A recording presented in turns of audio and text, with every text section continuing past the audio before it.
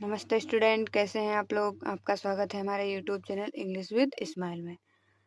हमने सिंटेक्स का पार्ट 1 कर लिया है ना। पार्ट 1 कर लिया है। आज हम क्या पढ़ेंगे, सिंटेक्स का पार्ट 2 है ना। पार्ट 1 में हमने क्या पढ़ा था, किस नाउन के साथ किस वर्ब का प्रयोग होता है ना।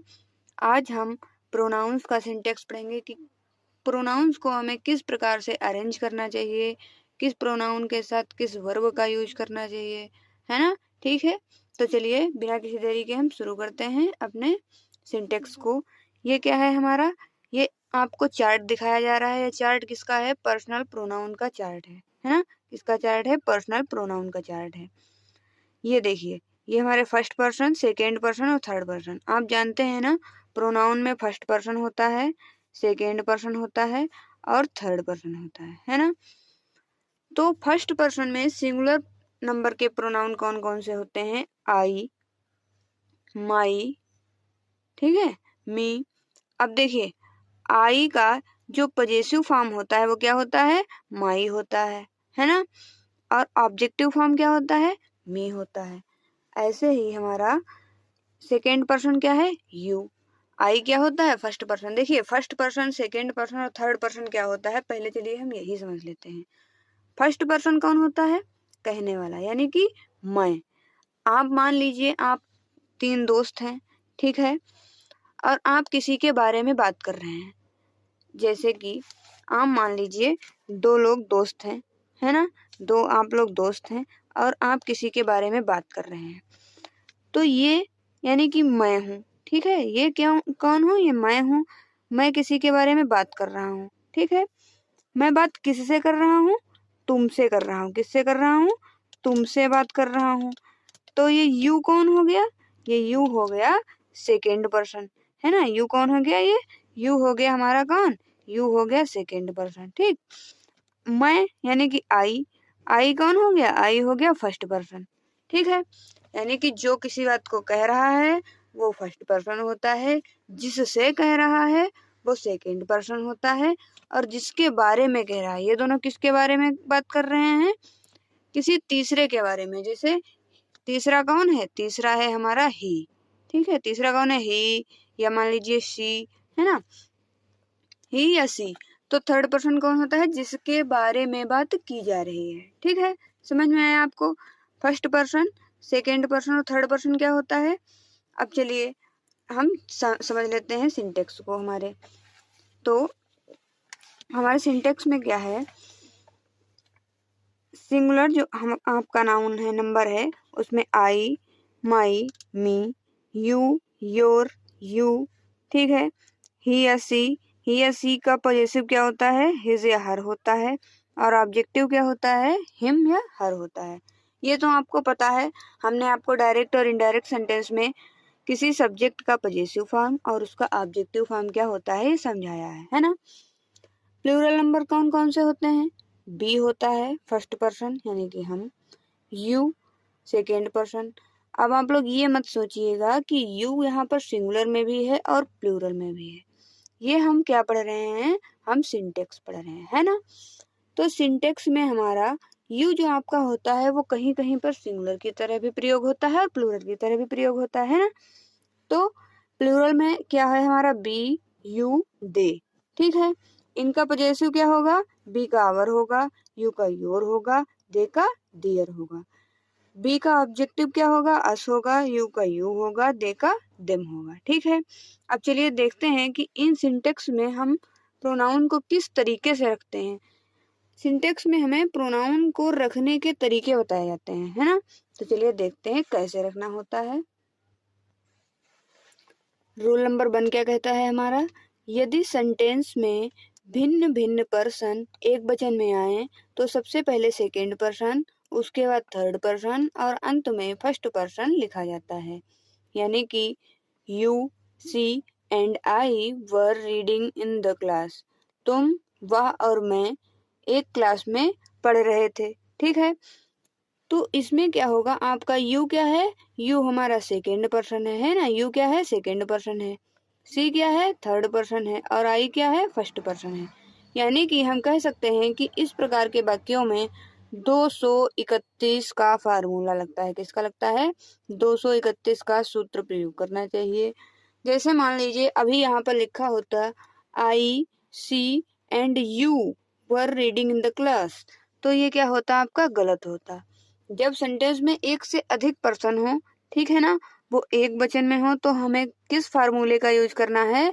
231 का, 231। ठीक है। तो जैसे मान लीजिए किसी में 3 आपके पर्सन नहीं है, 2 ही पर्सन है, जैसे you and I are going to the market, है ना। तब हम इसमें क्या करेंगे? ये कौन सा है? ये हमारा सेकेंड पर्सन है। आई क्या है? फर्स्ट पर्सन है ना। तब भी हम इस तरीके से ही रखेंगे। यहाँ पर थर्ड पर्सन नहीं है तो हम थर्ड पर्सन को नहीं रखेंगे, पहले सेकेंड पर्सन को रखेंगे और फिर फर्स्ट पर्सन को रखेंगे, है ना। He and I were learning lesson, यहाँ पर ही है एंड आई है, ठीक है ना। तो हम क्या करेंगे? थर्ड पर्सन यानी कि 31 वाला फार्मूला लगेगा, है ना, 231, लेकिन सेकेंड पर्सन तो है ही नहीं, तब हम क्या लगाएंगे? He and I were learning lesson. ठीक है, समझ में आया? चलिए अगला रूल देखते हैं। रूल नंबर 2 हमारा क्या कहता है? यदि सेंटेंस में भिन्न भिन्न पर्सन बहुवचन में आए तो सबसे पहले फर्स्ट पर्सन, उसके बाद सेकेंड पर्सन तथा अंत में थर्ड पर्सन लिखा जाता है। हमारे बहुवचन कौन कौन से होते हैं? जैसे बी, यू, दे, है ना, ये हमारे क्या हैं? ये हमारे बहुवचन हैं। We, you and they must read at home, है ना। बी हमारा क्या है? फर्स्ट पर्सन है, यू सेकेंड पर्सन है और दे हमारा थर्ड पर्सन है। तो इस प्रकार के वाक्यों में 123 का सूत्र प्रयोग करना चाहिए, यानी कि 1 2 3 का फार्मूला यूज करना चाहिए, है ना। जैसे यहाँ पर यू एंड दे है, यू क्या है? हमारा सेकेंड पर्सन है, दे हमारा क्या है? थर्ड पर्सन है ना। तो क्या हो गया? यहाँ पे फर्स्ट पर्सन था नहीं तो हमने सेकेंड और थर्ड पर्सन ही लगाया। क्योंकि यहाँ पर देखिए यू को तो आप छोड़ ही दीजिए क्योंकि वो सिंगुलर में भी आता है, प्लूरल में भी आता है, लेकिन यहाँ पर दे क्या है? दे हमारा प्लूरल है। जब दे हमारा प्लूरल है तो इसके साथ में हम किस तरीके से यूज करेंगे हमारे फार्मूले को, ये हमें ध्यान रखना होगा। 123 का फार्मूला लगेगा, है ना। जैसे we and you are playing there, we क्या है? फर्स्ट पर्सन है, बी क्या है? फर्स्ट पर्सन है, यू क्या है? सेकेंड पर्सन है। तो 123 का फार्मूला हो गया या नहीं? फर्स्ट पर्सन, सेकेंड पर्सन और इसके बाद में अगर बी होता तो हम थर्ड पर्सन लगाते। समझ में आया इस फार्मूले को कैसे यूज करना है? चलिए आगे देखते हैं। ये प्रोनाउन का यूज आपको याद रखना है। जैसे कि आपके जो एग्जाम में आपका क्वेश्चन आएगा वो कैसे आएगा, यहाँ पे इनका जो आपका क्रम है ना ये बदल दिया जाएगा।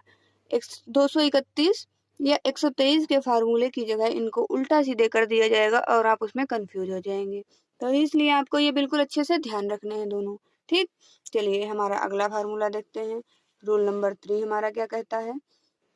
रूल नंबर 3 कहता है यदि सब्जेक्ट कोई रिलेटिव प्रोनाउन हो तो वर्ब उसके एंटीसीडेंट यानी कि पूर्ववर्ती क्या होता है? उससे पहले आए हुए नाउन अथवा प्रोनाउन के अनुसार होता है।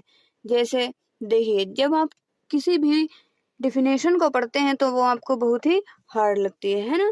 ये क्या लगती है आपको? हार्ड लगती है। लेकिन जब आप उसी चीज के एग्जाम्पल को देखते हैं ना तब आपको इजी लगता है।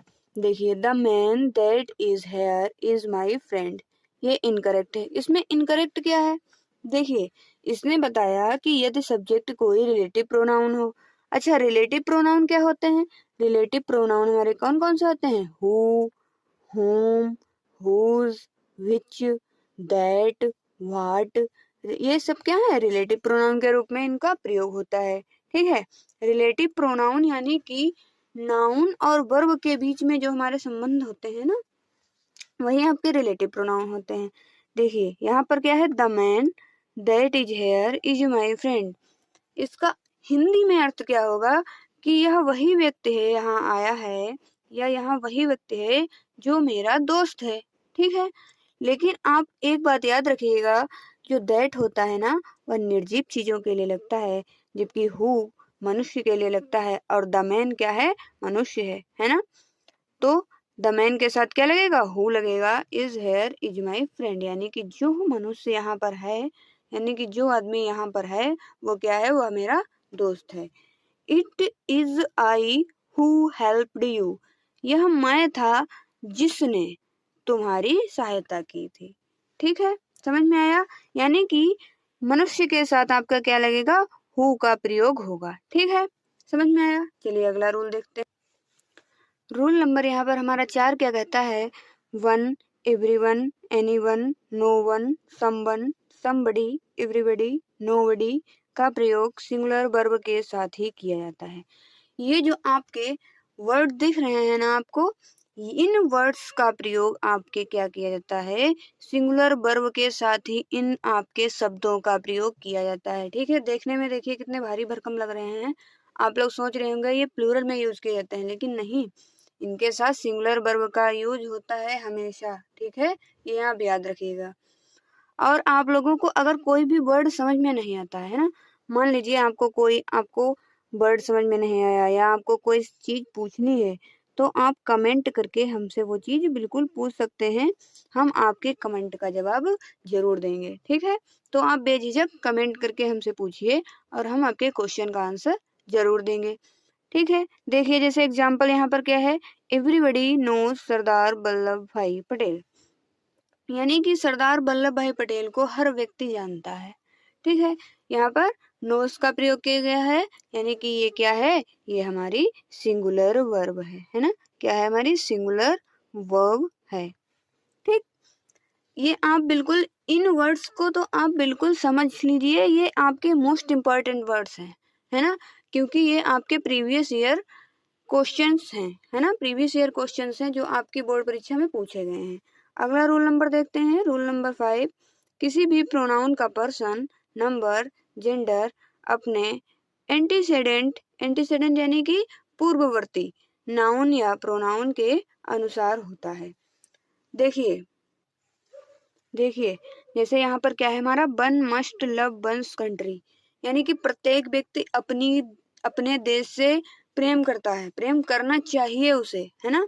तो यहाँ पर क्या है, वन किसके लिए यूज हुआ है, प्रत्येक व्यक्ति के लिए, और उसके साथ अपने की अंग्रेजी क्या है, वंस।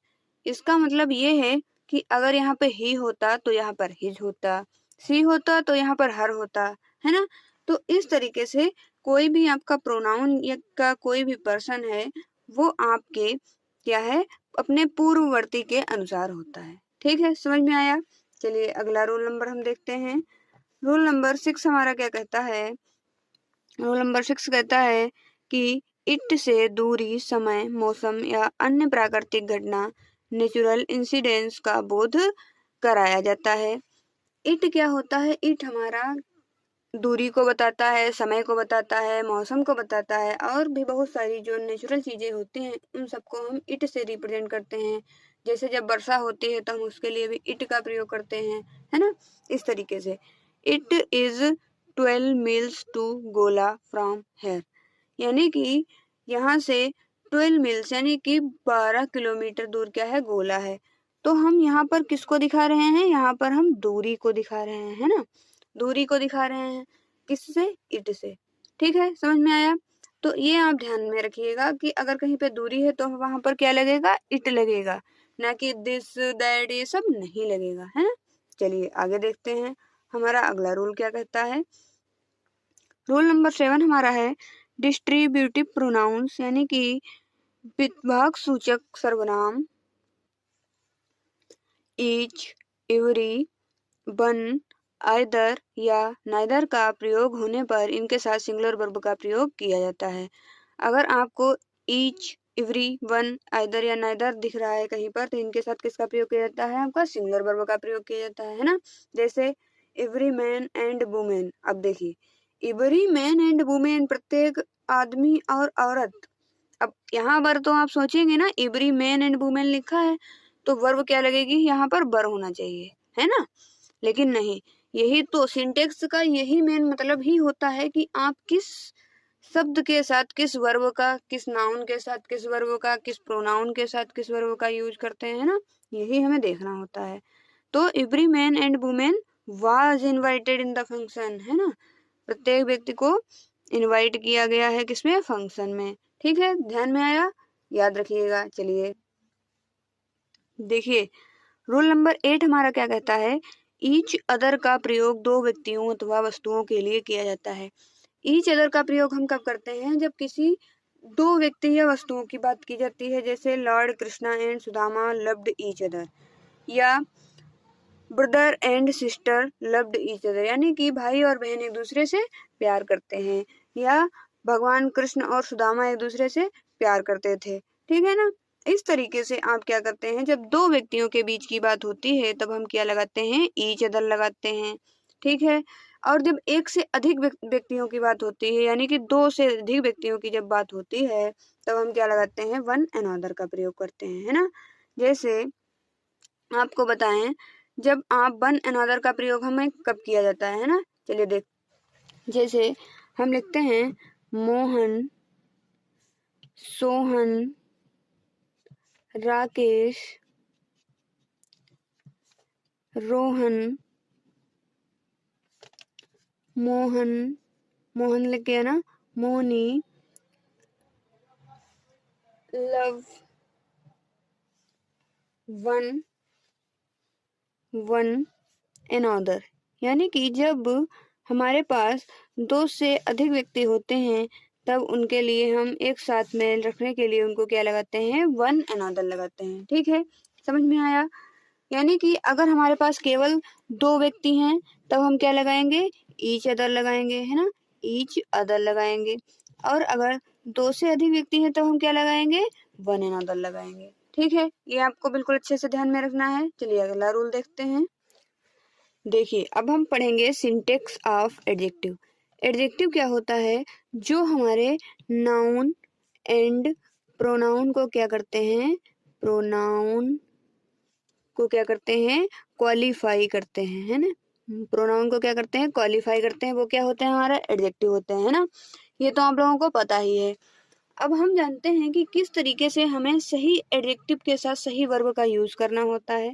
देखिए हमारा रूल नंबर हमारा 1 क्या कहता है, रूल नंबर 1 हमारा कहता है कि एडजेक्टिव फ्रेज क्या होता है, जब कोई फ्रेज यानी कि जब कोई वाक्यांश क्या, किसी वाक्य के छोटे से अंश को क्या कहते हैं, वाक्यांश कहते हैं। एडजेक्टिव फ्रेज नाउन के बाद आता है ना, नाउन के बाद आता है। ये हमारा रूल नंबर 1 है कि एडजेक्टिव फ्रेज हमेशा नाउन के बाद आता है। ठीक है, जैसे कैसे समझेंगे आप, इसका एग्जाम्पल क्या है, एग्जाम्पल है हमारा a man of high character was Shylock. ठीक है, अब देखिए यहाँ पर आपका a man of high character was Shylock, ये आपको क्या सही लग रहा है, बताइए। क्या ये जो वाक्य मैंने लिखा है वो सही है या गलत है? ये वाक्य आपका गलत है। क्यों? क्योंकि आपका जो नाउन है वो बाद में आया है ना, नाउन जो है आपका वो बाद में आया है। और एडजेक्टिव फ्रेज यानी कि एडजेक्टिव फ्रेज क्या, ये a man of high character, एक ऊंचे चरित्र का व्यक्ति। ठीक है ना, ये किसकी विशेषता है, ये साइलॉक की विशेषता है। एडजेक्टिव हमारा क्या करता है, नाउन की विशेषता बताता है। तो यहाँ पर साइलॉक की विशेषता कौन बता रहे हैं, ये वाक्यांश इतना बता रहा है। लेकिन इसका रूल क्या होता है, वाक्यांश हमेशा एडजेक्टिव फ्रेज हमेशा नाउन के बाद आता है। तो ये हमारा क्या है, ये हमारा इनकरेक्ट है। ठीक है, इसका करेक्ट क्या होगा, Shylock was a man of high character. ये हमारा क्या है, ये हमारा राइट है। ठीक है, समझ में आया आप लोगों को, बिल्कुल अच्छे से समझ में आया होगा कि हमेशा नाउन पहले आएगा और उसके बाद में क्या आएगा, उस नाउन को जो भी एडजेक्टिव जो है उसको क्वालिफाई कर रहा है वो बाद में आएगा। ठीक, चलिए अगला देखते हैं। रूल नंबर 2 क्या कहता है, एडजेक्टिव के प्रयोग की मुख्यतः 3 डिग्री होती हैं। कौन कौन सी, positive degree, comparative degree, superlative degree. Positive degree क्या होती है, जैसे पहले हम आपको कुछ उदाहरण दे देते हैं। पॉजिटिव डिग्री जैसे गुड, अच्छा, ठीक। कंपैरेटिव डिग्री उससे अच्छा यानी कि बेटर, और सुपरलेटिव डिग्री यानी कि बेस्ट, है ना। गुड, बेटर, बेस्ट, ये हमारे क्या है, ये किसी व्यक्ति को विशेषता, किसी व्यक्ति की विशेषता बताने की ये डिग्री है कि वो कितना बेहतर है ना। देखते हैं पॉजिटिव डिग्री क्या होती है। पॉजिटिव डिग्री में किसी व्यक्ति या वस्तु का गुण या अवगुण बताया जाता है। जैसे Ram is a wise man, ठीक है। वाइज यहाँ पर क्या है, पॉजिटिव डिग्री है, ठीक।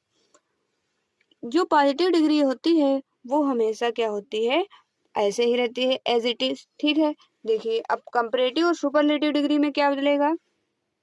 कंपैरेटिव डिग्री में किन्हीं दो व्यक्तियों वस्तुओं में गुण या दोष की तुलना की जाती है।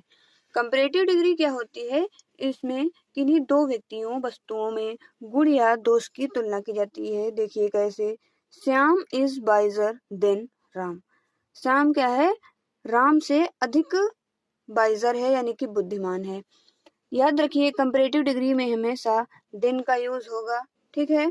देन का यूज होगा, पॉजिटिव डिग्री में नहीं होगा। पॉजिटिव डिग्री में किसी एक ही व्यक्ति की विशेषता बताई जाएगी, जबकि कंपैरेटिव डिग्री में दो व्यक्तियों के बीच क्या होगा, कंपैरिजन होगा यानी तुलना होगी। सुपरलेटिव डिग्री किसी व्यक्ति या वस्तु के गुण की तुलना उस वर्ग या श्रेणी के समस्त व्यक्तियों या वस्तुओं से की जाती है। जैसे Mohan is the wisest of all. Superlative degree में आपको द लगा हुआ देखने को मिलेगा, ठीक है। इन चीजों को आपको ध्यान रखना है। पॉजिटिव डिग्री क्या है, आपका एकदम एक ही व्यक्ति की विशेषता बताएगा। कंपैरेटिव डिग्री में तुलना कराएगा दो व्यक्तियों के बीच, केवल दो ही व्यक्तियों के बीच तुलना करवाएगा। सुपरलेटिव डिग्री में किसी एक व्यक्ति की, ठीक है, किसी एक व्यक्ति के गुणों की दूसरे वर्ग से, है ना, सारे मतलब लोगों से या सारे उसी वर्ग से क्या कराएगा, तुलना कराएगा। जैसे Mohan is the wisest of all, Mohan सभी में क्या है, बुद्धिमान है, ठीक है। समझ में आया। चलिए अगला देखते हैं, अगला क्या है। अगला हमारा है rule number 3, junior, senior, superior, inferior, prefer जैसे शब्दों के बाद देन के स्थान पर टू का प्रयोग किया जाता है। देखिए ये क्या है आपके, ये देखिए ये हमारे क्या लग रहे हैं, बिल्कुल हमें क्या लग रहे हैं बताइए, ये हमारे कंपैरेटिव डिग्री लग रहे हैं। हमने आपको भी बताया कि कंपैरेटिव डिग्री में हम क्या करते हैं, देन का प्रयोग करते हैं, है ना। लेकिन कंपैरेटिव डिग्री होती क्या है, जैसे यहाँ पर हमने आपको बताया था ना ये कि गुड, बेटर और बेस्ट में, तो ये हमेशा अधिकतर, अगर हमारा कंपैरेटिव डिग्री है तो लास्ट में आर होगा, अधिकतर, है ना। तो यहाँ पर लास्ट में आर तो है, लेकिन इनके बाद में देन के स्थान पर टू का प्रयोग किया जाता है, ठीक है। जैसे you are senior than me, ये आपका मोस्ट इम्पॉर्टेंट है, ये सबसे ज्यादा पूछा जाता है क्योंकि बच्चों को इसी में दिक्कत आती है, ठीक है ना। तो आप इन शब्दों को याद रखिएगा, कौन सा, junior, senior, superior, inferior, prefer, ठीक है। ये हमेशा इनके बाद देन नहीं आता है, क्या आता है, टू आता है, क्या आता है, टू आता है, ठीक। चलिए जैसे I prefer coffee to tea, मैं चाय की अपेक्षा कॉफी अधिक पसंद करती हूँ, ठीक है। समझ में आया। देखिए नोट डाउन कर लीजिए, ओल्ड, ओल्डर, ओल्डेस्ट का प्रयोग, इन शब्दों का प्रयोग व्यक्तियों तथा वस्तुओं के लिए किया जाता है। जैसे sovereign inter college is the oldest college eight SP, यानी कि एसपी का मतलब यहाँ पर किसी विलेज से है ना, विलेज को शॉर्ट फॉर्म में लिखा गया है। ये कॉलेज क्या है, सबसे ज्यादा ओल्डेस्ट है, ठीक है। समझ में आया। ओल्ड, इल्डेस्ट, इल्डेस्ट का प्रयोग, इन शब्दों का प्रयोग एक परिवार के सदस्यों तक ही सीमित रहता है। ओल्ड, इल्डर, इल्डेस्ट, इनका प्रयोग क्या होता है, परिवार के सदस्यों तक ही सीमित रहता है। जैसे Kapil is my eldest brother, Kapil क्या है, मेरा इल्डेस्ट यानी कि सबसे बड़ा भाई है, ठीक है। जब अपने परिवार में हमें किसी बड़े की तुलना करनी होती है, किसी बड़ी चीज को दिखाना होता है, तब हम क्या करते हैं, इल्डर, इल्डेस्ट का प्रयोग करते हैं। जबकि ओल्ड, ओल्डर, ओल्डेस्ट का प्रयोग हर किसी के लिए किया जा सकता है। चलिए आगे देखते हैं। देखिए हमारा लास्ट रूल क्या कहता है, हमारा लास्ट रूल कहता है कि रूल नंबर हमारा 4 है ना, रूल नंबर हमारा लास्ट है ये क्या कहता है, सम का प्रयोग सम का प्रयोग किसमें करते हैं, हमेशा अफर्मेटिव में, किसमें, अफर्मेटिव में, जबकि एनी का प्रयोग हम किसमें करते हैं, एनी का प्रयोग नेगेटिव तथा इंट्रोगेटिव में किया जाता है, किसमें किया जाता है, इंट्रोगेटिव में किया जाता है ना। अब इसका मतलब क्या है, ये आप कैसे समझोगे, ये हम अभी आपको एग्जाम्पल के थ्रू बताएंगे, है ना। अगर आपको हमारी बताई हुई कोई भी बात जैसे आपको समझ में ना आए तो आप कमेंट करके पूछिए हमसे, हम आपको उसका उत्तर देंगे, है ना। देखिए जैसे एग्जाम्पल क्या है, आई शैल बाय सम बुक्स, मैंने कुछ किताबें खरीदी, ये क्या है, अफर्मेटिव है, तो सम का प्रयोग किसके लिए हुआ, कुछ के लिए, कि मैंने कुछ किताबें खरीदी, ठीक है। अब आगे देखिए, she will not buy any book, उसने कोई किताब नहीं खरीदी, है ना, उसने कोई किताबें नहीं खरीदी।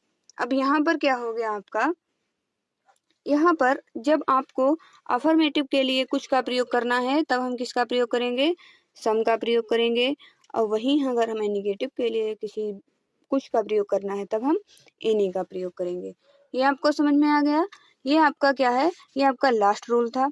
अब आप एक चीज ध्यान में रखिएगा, अगर आपको कोई भी रूल समझने में कोई दिक्कत हो रही है या आपको कोई कंफ्यूजन है तो आप कमेंट कीजिए, है ना, कमेंट करके हमसे कुछ भी आप पूछ सकते हैं, किसी भी सवाल का हम आपको जवाब देंगे, है ना। अगर आपको वीडियो अच्छी लगी हो तो वीडियो को लाइक कीजिए, अपने फ्रेंड्स के साथ शेयर कीजिए, है ना, और वीडियो को आगे तक भेजिए ताकि आपके दोस्तों को भी इससे क्या हो, इससे मदद मिल सके। और ऐसी ही वीडियो के लिए हमारे साथ जुड़े रहिए, चैनल को सब्सक्राइब कर लीजिए, है ना। चलिए धन्यवाद।